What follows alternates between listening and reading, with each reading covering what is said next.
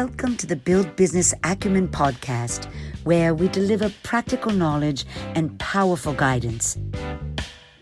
Here is your futuristic host, Nathaniel Schooler. Welcome to the Build Business Acumen podcast, and my name is Nathaniel Schooler. Very excited today to have Tim McDonald with me, and he's actually done some amazing things with community building, and he was actually head of community for the Huffington Post a few years ago. I am super excited because we're going to share with you how to build a community in the real world. So welcome, Tim. It's great to speak with you, and today, I'm just super excited because I just interviewed another buddy of mine who's in London, and he actually builds retail space. He actually creates retail space. So he's been doing that for a long time. He recently just did Under the Arches at Waterloo Station. There's like a really famous graffiti place, and he's actually just finished doing something really truly groundbreaking down there. So this leads on from the conversation that him and I had earlier about how to actually use social to make people go into the real world and actually do what people should be doing best, which is socializing, right? So over to you, Tim. Well, it's kind of funny that you're framing it this way because I've never understood what IRL or in real life was supposed to mean. Because if what we do online isn't real life, then what are we doing? We're having a fake life here. We're having a pretend life here. And I gather that there are simulations. There is like Second Life and, all these virtual reality things where you can actually kind of have that pretend or imaginary life. But for the most part, what we do as far as who we are, what we share, what we're passionate about, what we want to let others know about us and what we want to know about others and how we want to connect with them, that's all real. There's nothing fake about it. There's nothing imaginary about it. There's nothing pretend about it. And so for me, this whole concept of how we treat what we do online differently than what we do in person, I can't fathom why we think that way. Because sorry, I've got to interrupt you there. I agree with you completely, 100%. But I'll tell you exactly what we were talking about, and that will help you to kind of frame it a little bit better. So. Sure. So we were actually talking about how that there are a lot of people who are in society now, and they have one of these, and I've forgotten to actually turn that off because I don't want to be. What is that? It's my iPhone. Oh no, I'm just kidding. Thanks for that. but the major problem, is the people who are on Instagram, they're on Facebook, they're on all these channels, and they're actually in their own world. They don't go out. They don't go out very often. They don't speak to other people. They don't engage in a real conversation. They don't go and have coffee with their friends. They just sit at home, and unfortunately, I've seen a video. I was going to tell Eddie about it earlier. There's a video of this girl. She won a competition for the video. And it's a girl who she's clearly totally depressed. Okay. And she's got her mobile phone and she's on Instagram and she's just craving the likes and she's craving the buzz from the endorphin hit and the feeling that she gets when people love her and give her love and attention and everything else. Okay. And the video is very, very interesting. And it actually depicts a girl who in the virtual world is completely different to the real world. In the real world, she's got very little food to eat.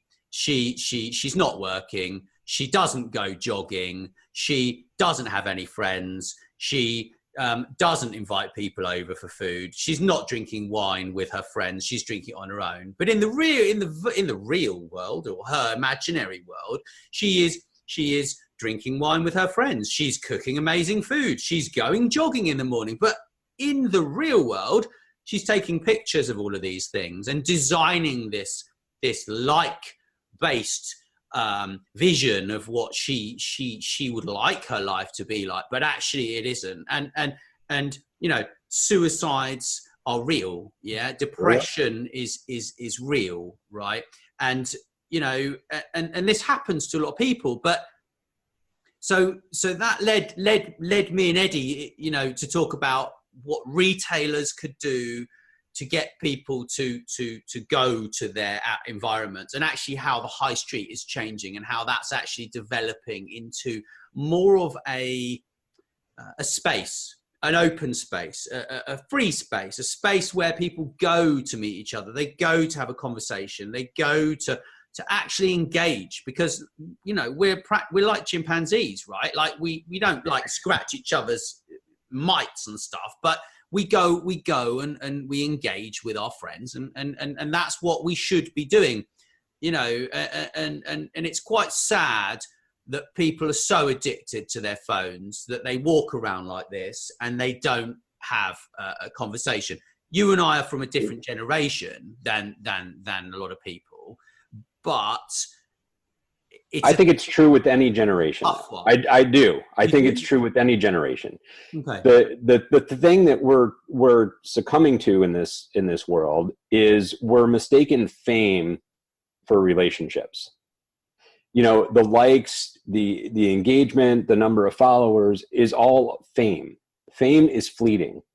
Relationships are a foundation for helping you become a better person, right? And surrounding yourself with the people that can help rise you up.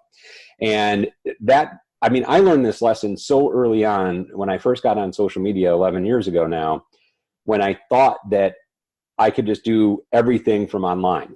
You know, I was going to revolutionize the real estate industry by never having to go out and show a house, or I'd show it once, right? Like I'd have my buyers go out and drive by the houses that they were interested in. I'd send them the listings. I'd get their feedback.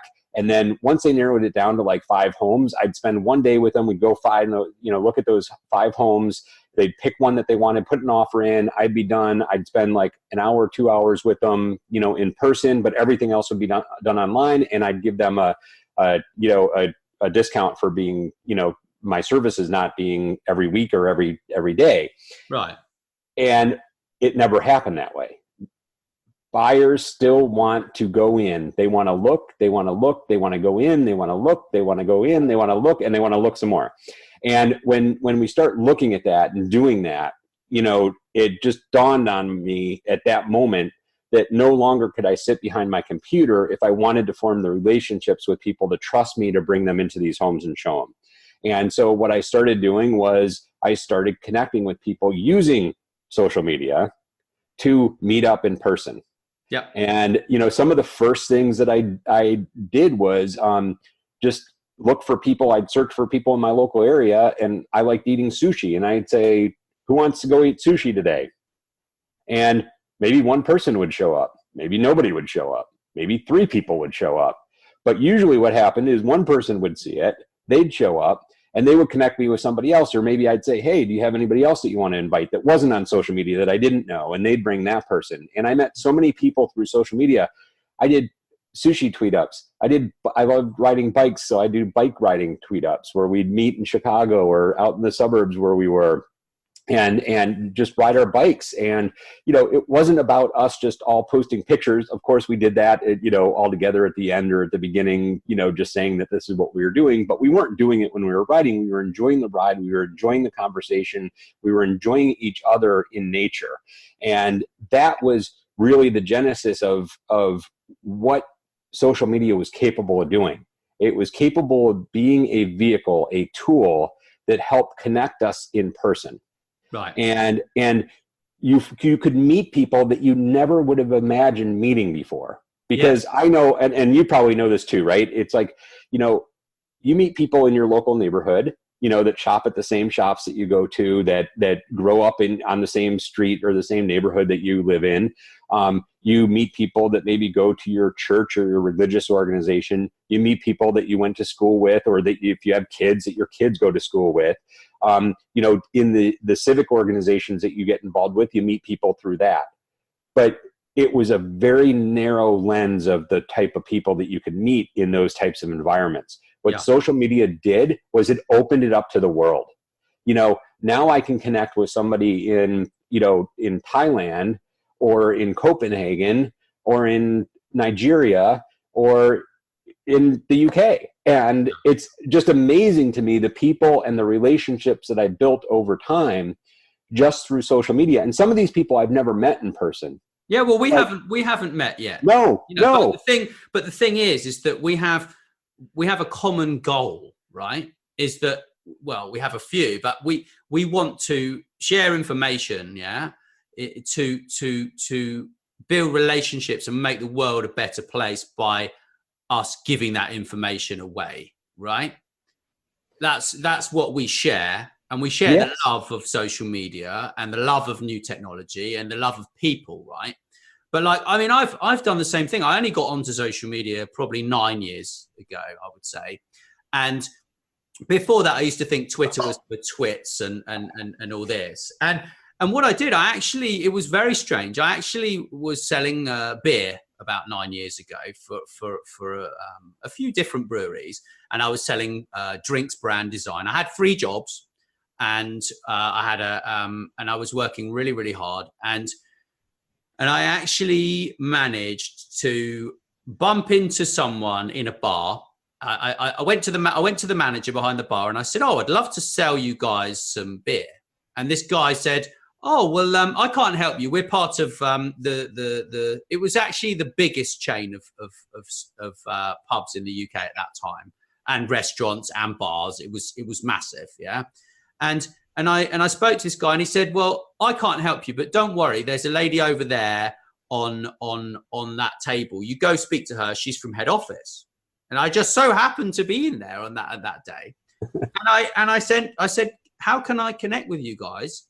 What am I going to do to sell you some beer?" She said, "Oh, well, don't worry. You just send me an email, and I'll connect you with the buyer, and then you can connect with him on LinkedIn, and then or something like this, and then." And I was like, "Oh, okay."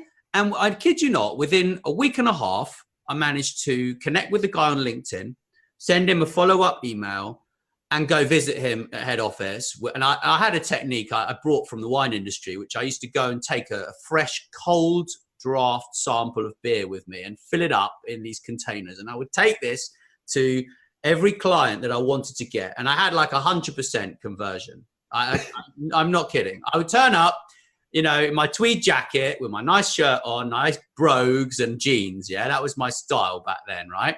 Which I loved. And I'd rock up there and I'd say, "Hey, here's some beer." And that was how I got the biggest chain of bars and restaurants to buy from this brewery. And then, they just grew incrementally after that. And it is very, very powerful. But the problem is ingrained in society, and it's like what Eddie and I were talking about. It's like, how are we going to get people to go to a face-to-face event, right, and actually enjoy being there without saying, "Oh, I must take 15 pictures and stream these fireworks so that in 5 years' time I can look back, that I'm never going to look back on because I've got so much content."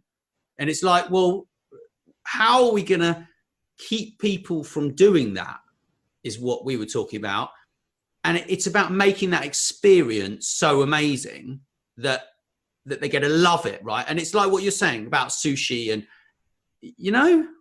Well, what you're describing was kind of the next evolution of what I went through back then. It was, I got involved with Social Media Club Chicago, but I lived in the suburbs. So it was always like an hour each way commute for me to go to the events. Yeah. And I remember I went to another suburban event that was even further. It was like an hour and a half away from me. And it was Kelly Alexa and Sarah Evans hosted a little tweet up on a Friday night. And I took my wife down there and we had a couple of drinks. We met people. And I remember saying to them, "I wish somebody would do this closer to me." And they both at the same time said, "Why don't you do it?"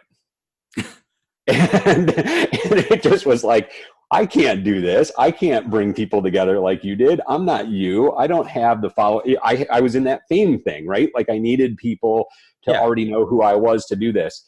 And what I quickly learned was if you just do it and don't worry about having a goal of how many people show up, just make it so that you invite and welcome everybody that wants to show up, and you don't make anybody bad for not wanting to show up. Yeah. And I had 13 people show up at my first Lake County social networking event. And that turned into an average of having 50 people a month on a monthly basis for 2.5 years show up. But what I learned was it wasn't just me creating the space. It just wasn't me inviting the people there. It wasn't just what I was giving away, because at first it really went well for the first 6 months. I'd get 50% people would return each month and 50% new people would come. So it was always fresh people getting to connect with each other, which is perfect. I love that mix. Yeah. But what started happening was I started going up, and then I plateaued, and then it started going down. And I started asking some people that were coming, that were regulars. I said, what's going on? What do you think I could do to make this better? And they said, I think what you could do is bring in some people that are considered knowledgeable in a certain topic area, have them speak for a little bit, plus we do the networking instead of it just 100% being networking. Right. And I said, I love that idea. And so I started reaching out to people in the area, invited them to come speak, and then my attendance shot through the roof. Right. And it wasn't to make money. It was just to bring people together that had a common purpose of wanting to learn about how we use social media to connect and network with each other. Yeah. Instead of just the traditional Chamber of Commerce networking, which is everybody, it gets into that concept of what I said, how we know each other traditionally. It's by the groups and the organizations and the neighborhoods that we belong in. This was about how we can use social media to meet people outside of those bubbles and connect with each other. And it was a phenomenal experience. But this all started because I didn't have a plan of this is what I want to create. I just had a plan that I knew I wanted something in my local community. How can I make that happen? Just start. Just try something. Start small. Experiment with it. Don't look at anything as a failure. If 2 people would have shown up, it would not have been a failure because I would have had a great relationship with those 2 people. But when 13 people showed up and I started meeting some people that I'm like, I'm not connected with you on Twitter. Oh, you're so-and-so on Twitter. And it was like this whole thing of, all of a sudden now I saw the power in what we did when we brought people into a space that knew each other online and what we could start creating together. And they helped me grow this. I didn't do it on my own, right? Like everybody thinks that I did it on my own. I was the one who found the places to have the events at. I was the one who got the speakers, but it was everybody that showed up that helped promote it, that got other people to show up. Right. So you were the catalyst, weren't you, that lit the fire, basically? Yeah. And think of that. How many people have ideas that want to bring people together, that want somebody else to be the catalyst? Well, it's business ideas as well. I mean, and do you know what it goes back to? It goes back to, what was I reading the other day? Oh, I was watching Elon Musk, and he said starting a startup business is like eating glass and looking into the abyss. Right. And actually it's the same as starting a startup, because there's that nervousness, is it going to work? Am I going to make it happen? Am I going to get there and just look like an idiot? But what's interesting is now you've got all these platforms. I mean, you've got hundreds of social media platforms. Yeah. Over here, I don't know about where you are, but Meetup is very big over here. Yeah. And and I'm sort of looking at Meetup, and because I just moved, right?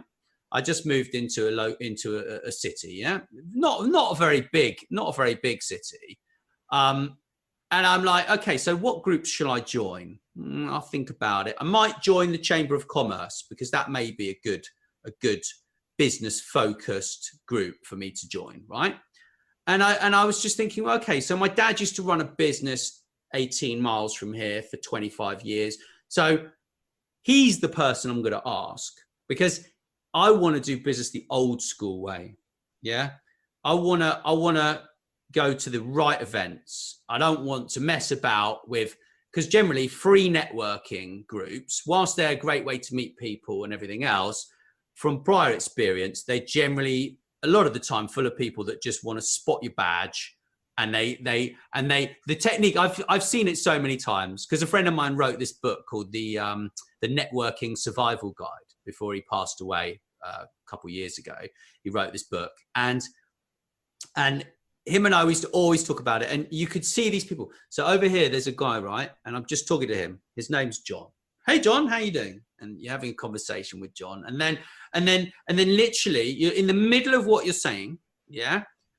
And you know, you're not giving him a pitch. You're just asking him a question, or and he's just going right over here. Yeah. And that, I think, is the major problem with actually all networking events, free or paid, really. So I'm taking a bit more of a targeted approach to meeting people, and I will go and I'll fish very specifically with a fishing rod, and I'll be like, right, okay, so I know that you are the chief executive of the Chamber of Commerce. I know that you're going to know 1,000 people in this area, and I know that you're going to recommend me to 10 of those, and one of them is going to turn to a client, right? So it's kind of like, that's how I'm looking at it, from a very sort of a very targeted, laser targeted kind of approach. But what I want to know is, how do you build a massive community? Start with one person. It's really that simple. I'm the guy, man. You start with one, and then see if they know somebody else and bring them in. Right. And then see if they know somebody else and bring them in. And if you want to do it quicker, invite 2 people, and then ask each of them to invite 2 people. And that's twice as fast, right? And so it really, when it gets down to it, it is that simple. You can't expect to build a community by pushing a button, crafting a clever message, you know, getting an influencer to share anything for you. No. What you need to do is you need to start building a relationship with one person. That's the person you're with at that time. It's exactly that story that you talked about, that traditional networking where you're having a conversation and that guy sees somebody else and just is like not focused on what you're saying. That's the problem. And you can't do that online either. You need to start with building the relationship with that one person. Yeah. I remember Shri had actually asked me at one of his social media weekends. I was just in town in New York, happened to be back, and I was there for part of the day before my flight that afternoon, and he asked me to come up and speak, and I only had like 3 minutes, but he said, if there's one piece of advice that you could give people on all these communities that you've worked with, what would it be? And I said, the most important number that you can remember is 1, the person that you're talking to in that moment. And that is all we need to do to build communities. Nice. Now you start growing it.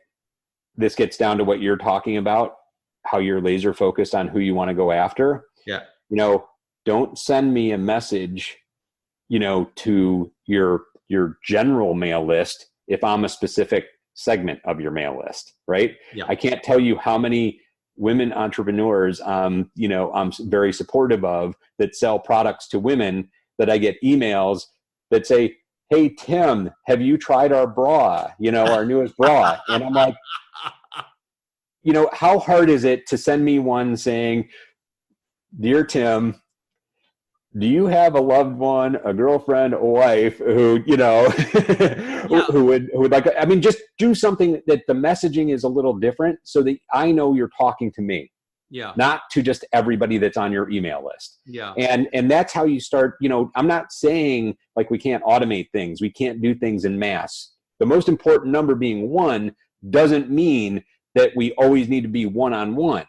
What it means is we need to start understanding how we can, as we grow, because you asked me how we start building a community, right? And start building a movement. It's getting that one person, because that one person brings in somebody else. And then when you get big enough, you start helping those members, empowering them to help each other. Right. And to help new members. So now you're not the center, you're not the focus. You are just that catalyst that helped everybody else feel empowered enough to want to help. Empowered and enabled. Because if you empower them without enabling them, without giving them the right tools to make it happen, it won't be successful. It starts with 1. You build a relationship with someone, and then you send them some information that's really valuable to them, and then they share it with someone else, and then they share it, and then they keep sharing it. And it's like, that is the strength, isn't it? It's like, if I send Tim a message, is he going to actually read that message, right? And say, oh, that's Nat. I like him. We bonded. He's a good guy. Yeah. I'll reply to him and I'll read this message. Yeah. Or is he going to just go, oh, put me in the ignore pile or just ignore the message, right? So the most important thing is what you were saying is it starts with one. When you initially connect with that individual, if you build that relationship in the beginning and show them what to expect from you, but also explain a little bit why you're on this platform, yeah, and how you use this platform and what you do for work and why you're probably not going to respond to their message, yeah, then it sets an expectation, right? So then they know that you're super busy and you're not going to respond to them, or you know that it's not a fit, so you send them a message that's like, well, it's lovely to connect with you, and at some stage, you know, we can talk. Or it's like, oh, Nathaniel is very busy today. I am his PA, Gemma.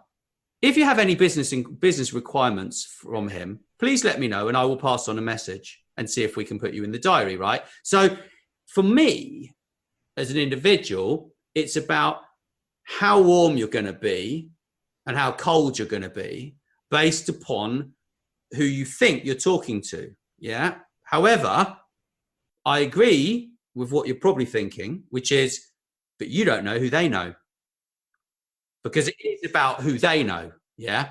So if you engage in the right way in the first place, but you set the expectation, you build a little bit of rapport, then you explain to them, etc., then it all becomes a lot easier than it does if you just connect and then bombard them, right? Because that's what we're talking about here, isn't it, really? Right. Well, it's about building a relationship, right? Like, nobody wants to be hit over the head multiple times for no reason. And think of that every time you're sending a follow-up generated email, right? Every time you're pitching yourself as soon as you connect with somebody, that's what it feels like to the other person, that they're being hit over the head with a sledgehammer and they don't like it. Yeah. So imagine just the whole thing of, instead of pitching anything, asking something about that person, right? And not bombarding them with everything, but getting to know that person, understand who they are, what their wants are, and then offering them something that you can connect. You know, how I do it, right? Because this is what I have to offer, is I offer one of my connections to them. I hear your story. I understand now, because you've told me what you're looking for and what you're excited about creating. I think you might be interested in talking to so-and-so. Would you like me to introduce you? Yep. And there's nothing in it about what I do, what I want out of it, because there is nothing. There's no expectations. But what that does is that builds that relationship, because now that person, if they find value in that, is going to say, who do I know that I can connect with Tim? Yeah. Because of what he wants and what he does. Yeah. And that, to me, is like, that is how community is built. That's what I say when we empower people, right? Like, how do we help our community do this? Because I, as an individual, can only do it with so many people. Yeah. My community can do it with a lot of people, a lot more than I can by myself. So what if I empower them to be kind of the ambassadors for the community, to be the ones who help make these connections, that I give them the tools to enable them to reach out to other people, to give the messaging that I've found works for me and for my organization that I'm working with. So they don't have to come up with their own. They can change it. They can modify it. They can come up with their own. But if they don't know what to say, they can just use this, copy and paste it, and send it out. And now they start learning that behavior without you telling them exactly what to do. You're just being helpful and giving them the tools, and they go out and start doing the same thing that you were doing. Right. I mean, I always say, as a community builder, one of the best things that I do is get other people to do my job for me. Yeah. Okay. And it's that, I mean, that is a job in itself, right? But as a community builder, that's what you want to do. If you become the center of the community and the focal point of the community, when you remove yourself, the community disappears. When you build a healthy community that can exist and grow and prosper without you being there, that's because you've made it about the community, not about you. Right. Exactly, because it's not about you, it's about everybody else. I mean, I used to have like I was saying, this trainer that I had called Richard White. He was absolutely brilliant. He wrote a couple of books, actually. He wrote one called the Accidental Salesman is what he was called. That was his he hated hard selling. He absolutely hated it. He was just like, he was like, hard selling, and he'd go crazy, because soft selling was his consultative soft selling. Yeah. Mm-hmm. And how he looked at what you're talking about is, you feed someone with a very long pair of chopsticks that you can't fit in your own mouth. And that's what he used to say. And it makes a lot of sense, because if you're helping someone to feed themselves, or you're feeding them by introducing them to someone who could help and add value, right? Then they're going to feed you, or they're going to introduce someone who's going to actually feed you and say, hey, look what he just did. He just did this amazing thing for me, and perhaps he can help you. And it's like, it's, in essence, it's very simple. Yeah. But it's like, so then it comes back to the retail ideas that I was talking about. Then it's like, right, so what is the message, right? It's like, why are you wanting to build a community in the city, right? What is that community for?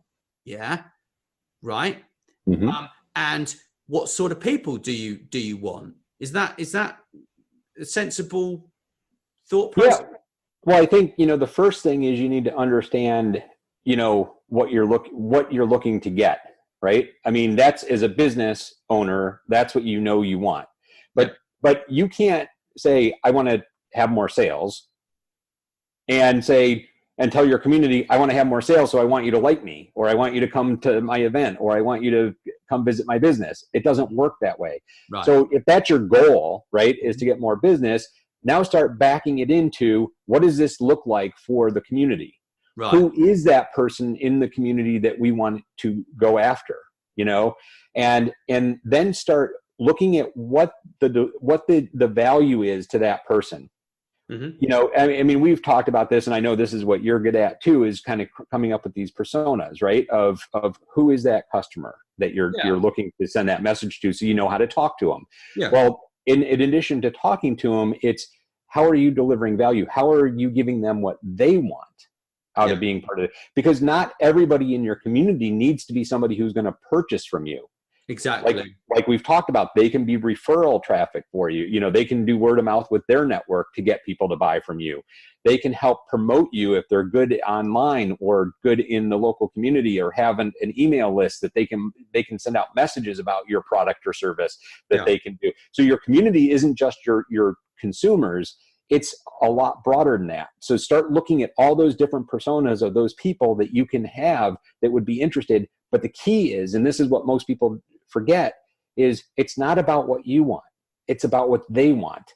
And when you can switch that around and take that 180-degree turn and start saying, this is what they want. I know this because I talk to them. I understand them. I listen to them. Yep. And then you start saying, what do we have that we can give them that fits what they want? And when you start enabling people to do that, because at the core essence of every human being, it's a sense of belonging that we all want. And most businesses always think it's a transactional thing. It has nothing to do with being transactional. It has to do very much with being emotional. That sense of belonging, that I belong to something. I am part of this company. I am part of this organization. I know other people in this that are like me, that I don't have to feel alone out there. And that's at the core of everything. That's what you want to create, that sense of belonging for people. Nice. I think we're going to end on that, because that is the fundamental point. There's nothing more to add, really, is there? Well, imagine your story, right? That you were sharing of the video you watched. And imagine if that girl, instead of just thinking that it was all about how many likes and how many followers she had, started feeling a true sense of belonging with other people that were around her, that she could truly be enjoying those things with, regardless of how many people were liking it and engaging with her. Yeah, it's a tough one. But I think we should come back to this when you've got more time and I'm not so tired.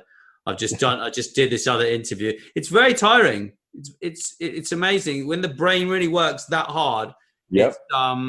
It's incredible. But you've shared so much value, Tim. That's why I just thought it's just such a great idea to do an interview with you and go through all of these amazing pieces of advice, really. And I will give it some thought as to what I'm doing, whether I'm going to try and build a community around here. But the thing is, I'm more focused on global, because my goals are to work globally, So, but I quite like the buzz of local. I enjoy the local buzz, But the thing is, sometimes they're not ready for you, right? So, and it all depends on what you're trying to help them with. If anything at all, because they may not be the right customers. I suppose it's like a bit like putting your foot in an icy water and saying it's a bit cold right now. Let's wait a little while till it warms up. So, but we'll get there. And thanks ever so much. So you've got a website, right? I don't do too much on it lately, but I do. I'm mostly online though. Just about anywhere: Twitter, Facebook, LinkedIn. I'll if people want to speak to you, they can contact me, and I'll hook you up with them. No. Absolutely. Thanks so much for listening. Please subscribe, and wherever you prefer, share with your friends. And if you enjoyed the show, drop us a review on iTunes or wherever you listen.